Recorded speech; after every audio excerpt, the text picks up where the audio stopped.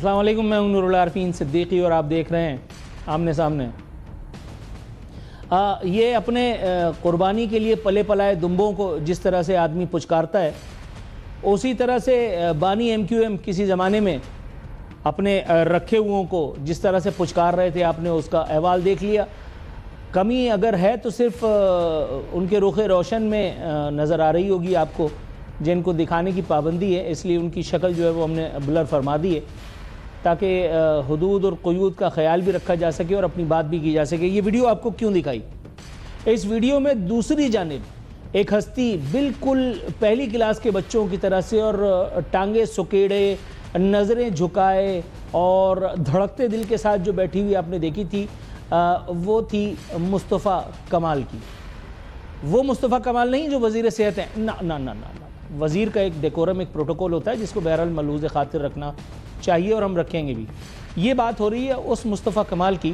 جس کو کھلا پلا کر کے بڑا کیا تھا قائد تحریک نے، اور اسی قائد تحریک کے سامنے بیٹھ کر کے وہ اپنی اطاعت اور فرمانبرداری کا ثبوت دے رہے تھے۔ بلکہ اس ویڈیو کے آخر میں انہوں نے کچھ آپ سمجھ رہے ہوں گے گرما گرم بوسے بھی پیش کیے تھے قائد تحریک کو، جس کی اللہ معاف کرے عجیب سی تصویریں نیٹ پہ اس وقت موجود ہیں۔ وہ دکھا کر کے کسی کے دل کو دکھانے کا مجھے کوئی شوق نہیں۔ مطلب اگر ہے تو آج کس بات سے ہے؟ وہ مصطفیٰ کمال نہیں جو وزیر صحت ہے، نہ میں اس سیاستدان مصطفیٰ کمال جس کا تعلق آج کل متحدہ قومی موومنٹ سے ہے، میں اس کے ایک بیان پر ان کی نظر اتارنے کے لیے آج حاضر خدمت ہوا ہوں۔ اور اس بیان نے کراچی والوں کا دل آج شام سے، عین اس وقت سے جب سے ہم نے فلائر جو ہے وہ پروموٹ کیا تھا، اس وقت سے موہ لیا ہے۔ اس فلائر میں ہم نے کیا لکھا تھا؟ اس میں ہم نے وہی لکھا تھا جو لکھنا تھا کہ مصطفیٰ کمال پھر سے ہیرو بننے لگے۔ آپ یوں سمجھ لیجئے کہ بیچارے ہیرو بننے کی اداکاری فرمانے لگے۔ انہوں نے بانی ایم کیو ایم کو جس کے سامنے وہ بالکل پہلی کلاس کے بچوں کی طرح، بلکہ اچھے بچوں کی طرح، بیبے بچوں کی طرح سے بیٹھے ہوئے اپنی اطاعت، اپنی فرمانبرداری کا ثبوت دیتے ہوئے پائے گئے تھے۔ اس ویڈیو میں اس شخصیت کو انہوں نے عذاب قرار دے ڈالا۔ ان کے اس بیان کے فوراً بعد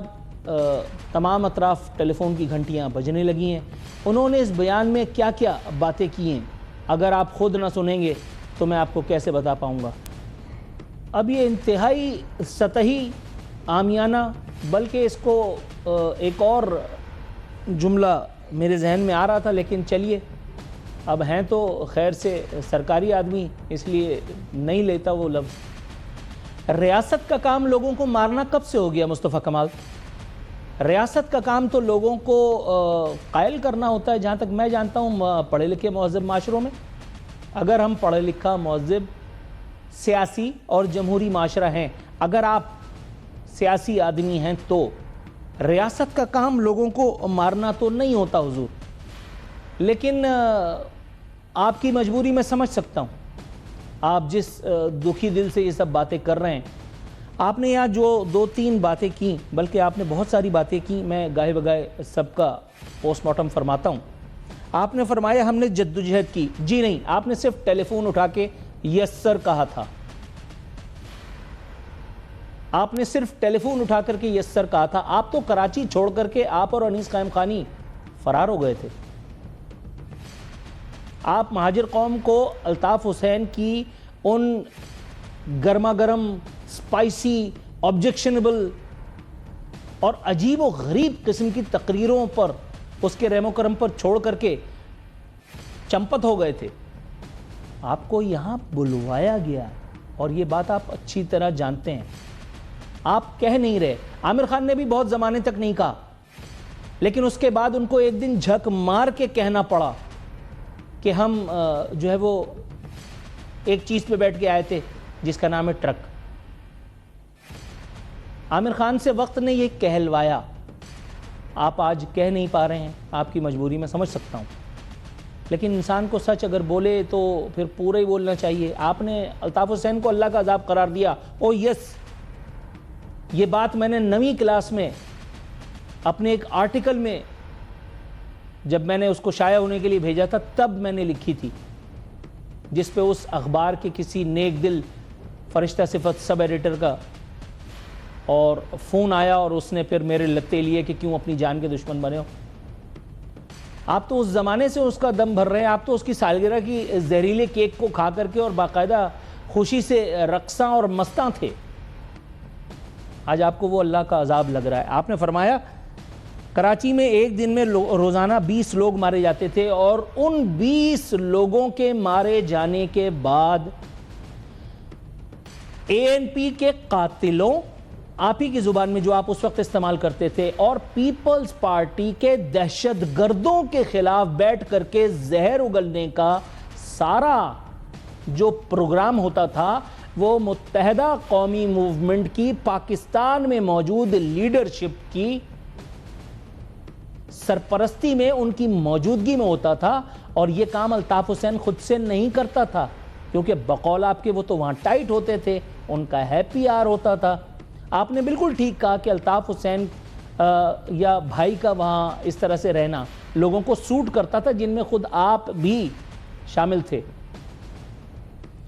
آپ کے ساتھ موجود رضا ہارون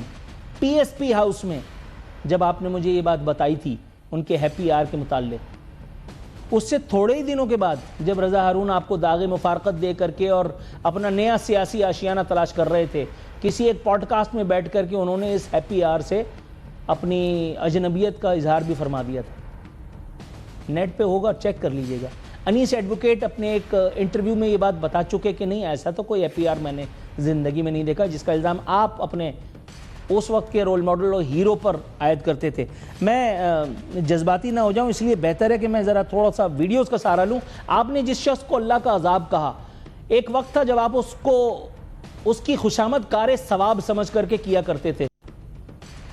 جھوٹ بولا ہے تو اس پر قائم بھی رہو ظفر, آدمی کو صاحب کردار ہونا چاہیے. یا تو آپ اس وقت جھوٹ بول رہے تھے یا آج ایسا کرنے کی کوشش کر رہے ہیں. اور ایک مرتبہ نہیں, آپ نے ایک سے زائد مرتبہ بیٹھ کر کے الطاف حسین کی چاکری کر کے اپنے آپ کو ایک گڈ بلکہ بیسٹ سلیو, پولیٹیکل سلیو ثابت کرنے کی جو کوششیں کی, قوم نے وہ اپنی کھلی آنکھوں سے دیکھی ہیں. میں صرف یادداشتوں کی اور ہاضمے کی درستگی کے لیے ان کو ری پلے کر رہا ہوں. ہدیہ آپ ہی کا دیا ہوا ہے, ذرا دیکھیے, سنیے اور محظوظ ہوئیے. اور یہ نادر شاہی یا آبجیکشنبل کمنٹ انہوں نے جو دیا تھا وہ اس وقت کی حکمراں جماعت یعنی نون لیگ, اس وقت کے ان کے قائد جو اس وقت اسکرین پہ منظر عام پہ تھے, زعیم قادری, ان کو دیا تھا. لیکن یہ براہ راست نشانہ نون لیگ کی قیادت کو دے رہے تھے. لیکن کتنی خوبصورت بات نہیں ہے کہ آج وہ نون لیگ کی حکومت یا بظاہر حکومت, اس کے ناک کے نیچے اسی کے سیٹ اپ میں نون لیگ کے وزیر صحت کی حیثیت سے نوکری بھی فرما رہے ہیں. اللہ اکبر. اللہ تعالیٰ کبھی کسی کو اتنا بے بس, اتنا مجبور, اتنا بے یار و مددگار نہ کرے پروردگار عالم, کہ اس کو اللہ معاف کرے. وہ آپ سمجھ گئے ہوں گے آسمان پر جب کیا جاتا ہے. مجھے الطاف حسین سے نہ محبت پہلے تھی نہ اب ہے. میں الطاف حسین کے لگتے پہلے بھی لیتا تھا, اور آج بھی مجھے ان کی چاکری کرنے کا کوئی خاص شوق نہیں ہے. میں نے شہر میں الطاف حسین کے گردے کے درد پر گاڑیوں کو جلتے دیکھا ہے, اسپتالوں کو بند کروانے کے لیے آنے والے شجاع بہادر نوجوانوں کا ٹولہ دیکھا ہے. اور اس کے بعد کاتب تقدیر نے یہاں اس ایک شہر میں مجھے وہ دن بھی دکھایا کہ وہاں لندن میں الطاف حسین اریسٹ ہوا اور یہاں کراچی چل رہا تھا. کسی کو کوئی فکر نہیں تھی. بلکہ موسٹ ریسنٹ تاریخ کی اگر میں بات کروں تو موسٹ ریسنٹ تاریخ میں جو واقعہ پیش آیا, جو افسوسناک واقعہ, وہ الطاف حسین کی علالت تھی, اور اس پر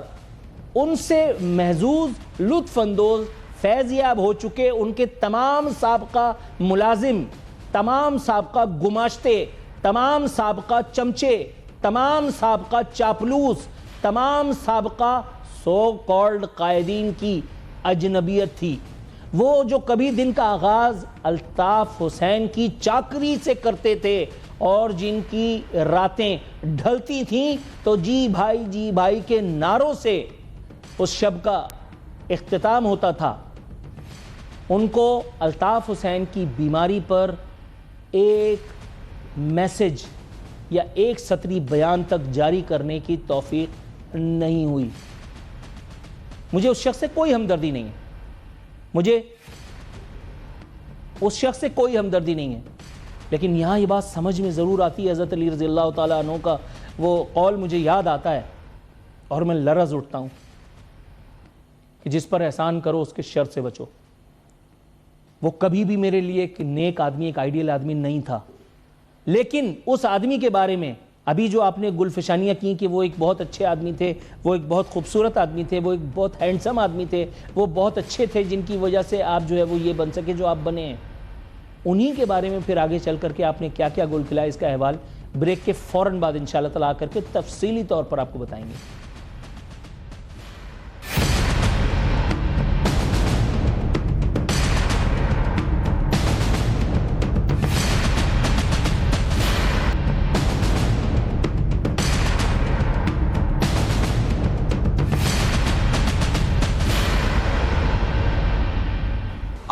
اسی رو کی بقایا جات,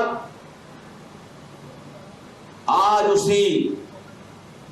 دہشت گردی کے پلان کی بقایا جات, اس پارٹی کو,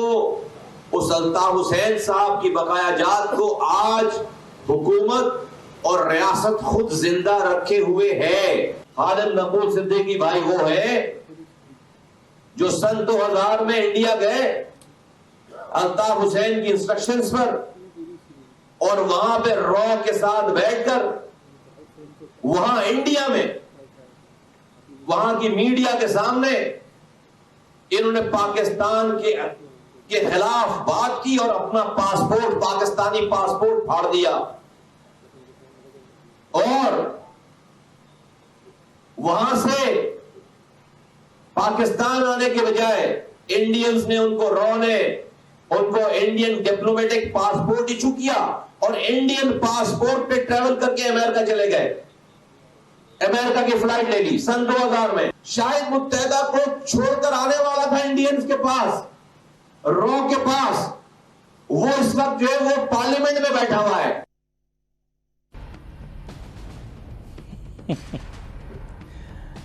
یہ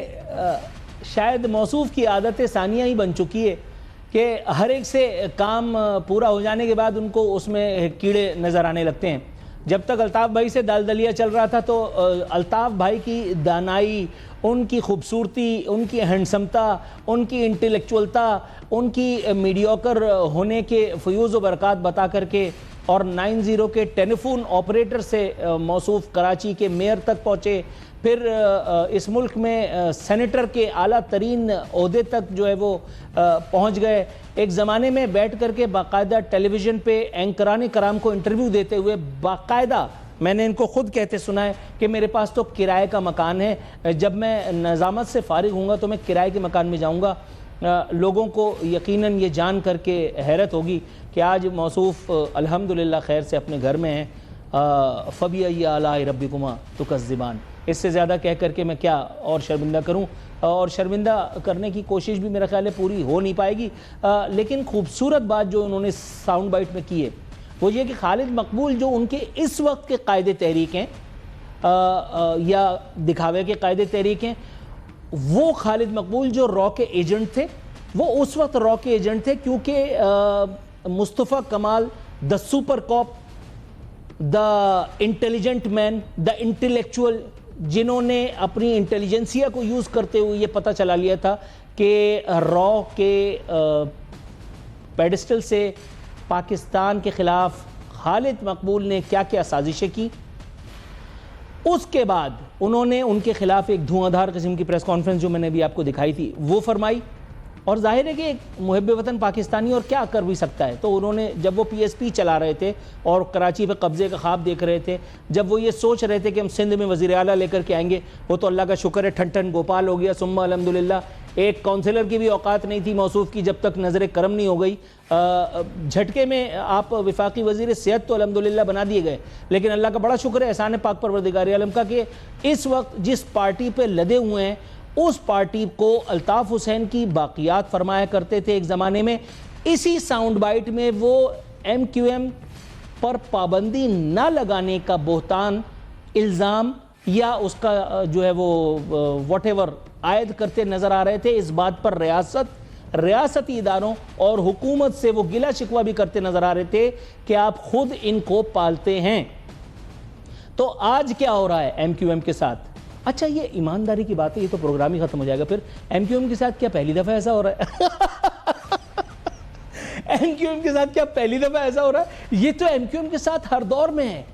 ایم کیو ایم سیاست کی وہ مختارہ مائی ہے جس کے نصیب میں وہ 35 بدبخت ہی ہیں جو نہ جانے کب اس سے فیضیاب ہو کر کے اور دفع ہو جاتے ہیں، اور ایم کیو ایم جو ہے وہ سر پہ مٹی ڈال کر کے اور سینے پہ دوہتڑ مار مار کے اور جو ہے وہ آہو فغاں کرتی دکھائی دیتی ہے۔ میں جس وقت پڑھ رہا تھا میں اس وقت کہا کرتا تھا اپنے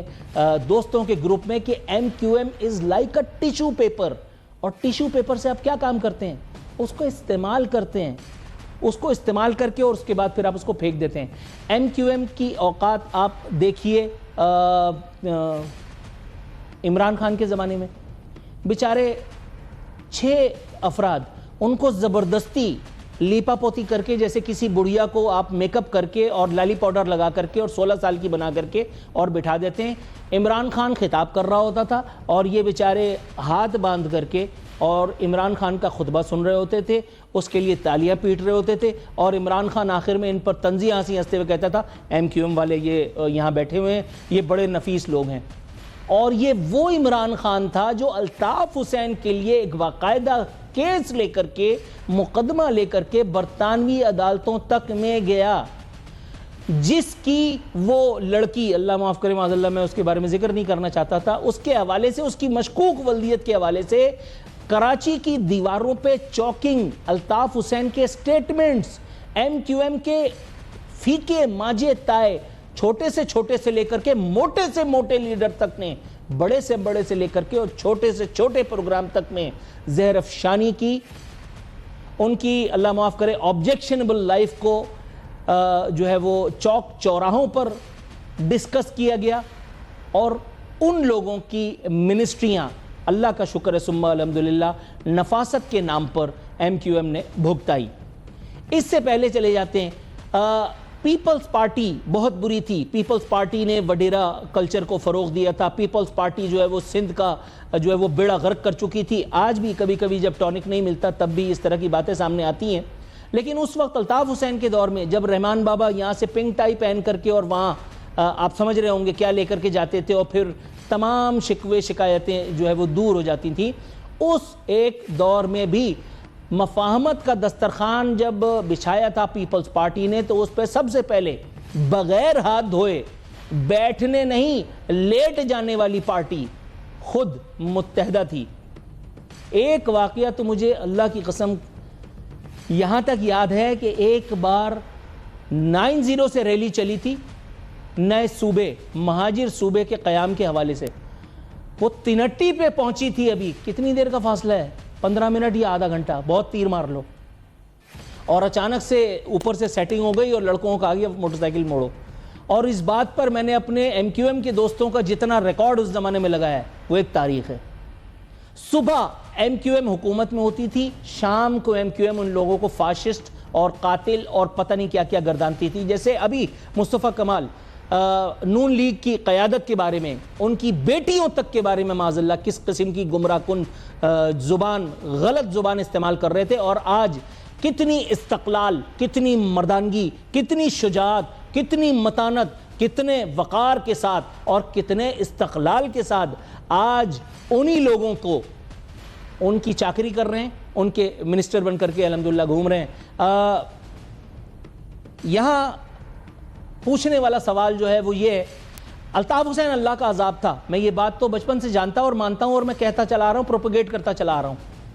لیکن میں آپ سے یہ پوچھنا چاہتا ہوں حضرت کہ الطاف حسین نے جب انڈیا میں کھڑے ہو کر کے پاکستان کے قیام پر گالی دی تھی، قیام پاکستان پر سوال اٹھایا تھا، اس وقت آپ نے الطاف حسین سے برات کا اعلان کیوں کرنا کیا تھا؟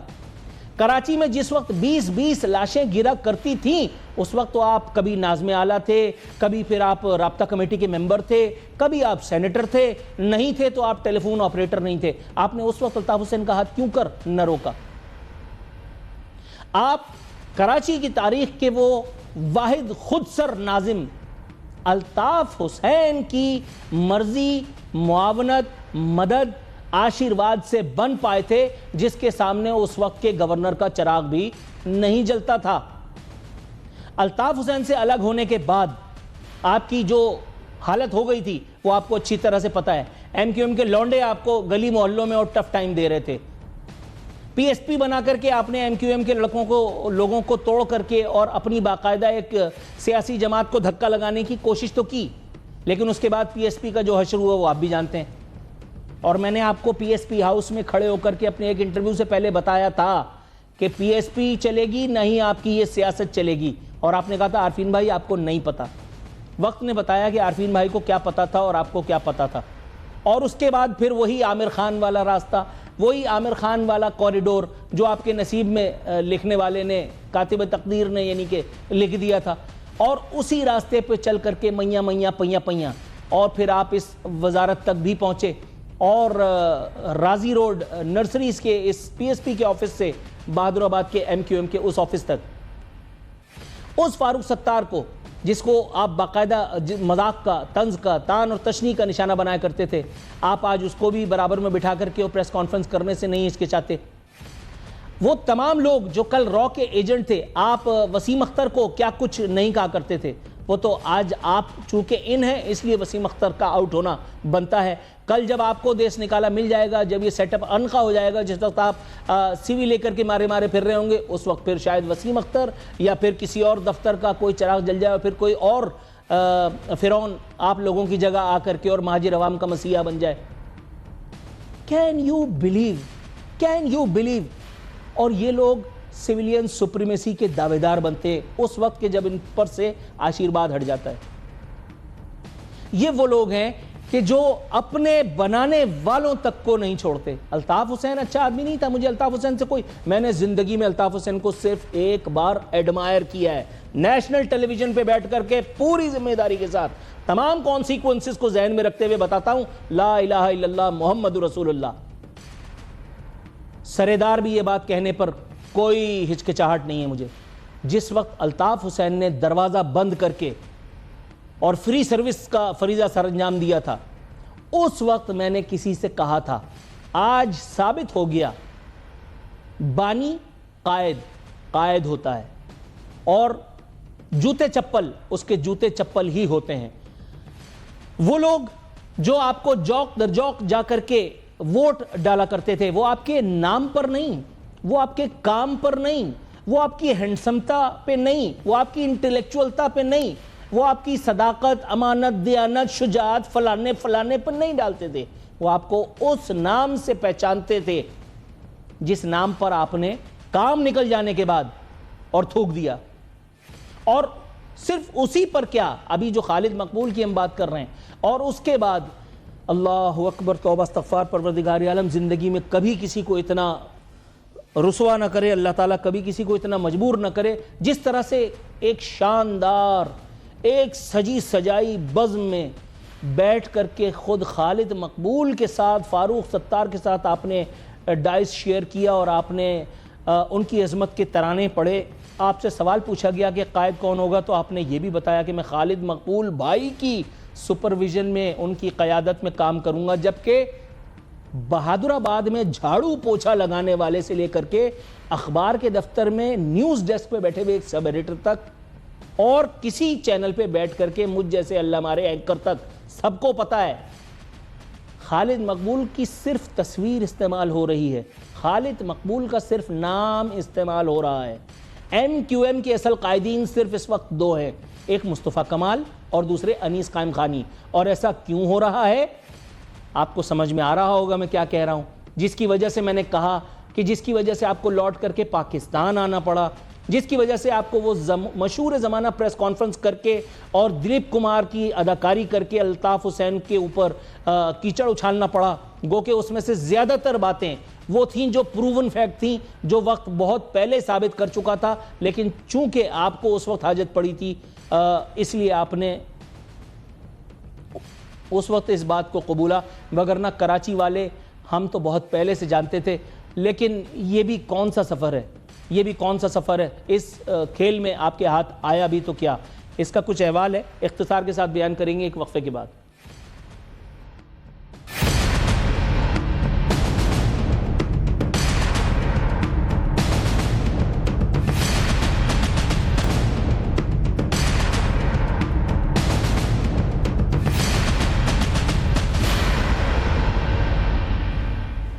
ایک ناظرین، اختتامی لمحات ہمارے آن چکے ہیں، وائنڈ اپ کرتے ہیں اب اس بحث کو جس کو شروع کیا تھا مصطفیٰ کمال صاحب نے، اور کیڑے نکالنے شروع کیے تھے اپنے ایکس قائد تحریک کے، جن کے بارے میں وہ کبھی کیا کہا کرتے تھے۔ ایک مرتبہ اور دیکھ لیجئے تاکہ بوریت نہ ہو۔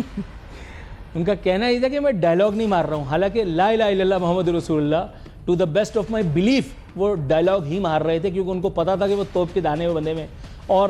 آج وہ اس سے زیادہ بڑی توپ کے دانے پہ بندے میں، آج وہ اس سے زیادہ لاچار ہیں۔ کل وہ الطاف حسین کی خامی، برائی، عیب اس وجہ سے نہیں کر سکتے تھے کیونکہ الطاف حسین ان کی وکٹ لے لیتے، جس طرح سے لوگ کہتے ہیں کہ انہوں نے دیگر لوگوں کے لیے، جن میں عظیم احمد طارق اور ڈاکٹر عمران فاروق شامل ہیں، لوگ کہتے ہیں واللہ عالم، لیکن آج اس سے زیادہ خطرے سے دوچار ہیں فل منسٹر۔ لیکن میں یہ سوچ رہا ہوں یہ دور جب مکمل ہو جائے گا تو اس کے بعد وہ خالد مقبول کے بارے میں کب انکشافات کریں گے، وہ انیس قائم خانی کے بارے میں اپنا منہ کب کھولیں گے، وہ ڈاکٹر فاروق ستار کی جن عادات ثانیہ کے بارے میں مجھے اکیلے کمرے میں بٹھا کر کے پورا فصیح و بلیغ لیکچر ایک زمانے میں پی ایس پی ہاؤس میں دے چکے، اس لیکچر کو سننے والا اگلا شخص کون ہوگا؟ یہ سوالات ہیں، ضروری نہیں کہ ان کے جوابات ہی ملیں، لیکن اگین پھر ایک اور سوال اٹھ کر کے کھڑا ہو جاتا ہے، تو کیا وہ راستہ جو مصطفیٰ کمال صاحب نے چنا عامر خان والا، وہ راستہ ٹھیک تھا؟ یہ راستہ تو اور بہت سارے لوگوں کے پاس موجود تھا، انہوں نے وہ آپشن کیوں نہیں لیا؟ عامر خان کے پاس یہ سب کچھ کرنے کا ایک ویلڈ ریزن میں نیشنل ٹیلی ویژن پہ بیٹھ کے 500 دفعہ بتا چکا ہوں، لیکن وہ کیا ریزن تھا جو مصطفیٰ کمال کے پاس تھا یہ سب کچھ کرنے کا؟ الطاف حسین کو عذاب قرار دینے کا خیال آپ کو اس وقت کیوں آیا جب آپ کی روٹیاں فارغ ہو چکی تھیں؟ اس ایک وقت میں آپ نے الطاف حسین کا ہاتھ روکنے کی کوشش کیوں نہیں کی جب آپ ایسا کر سکتے تھے؟ گو کہ آپ بتاتے تو ہیں کہ میں نے اس وقت بہت کچھ کیا، لیکن ہمیں اچھی طرح سے پتہ ہے جب الطاف حسین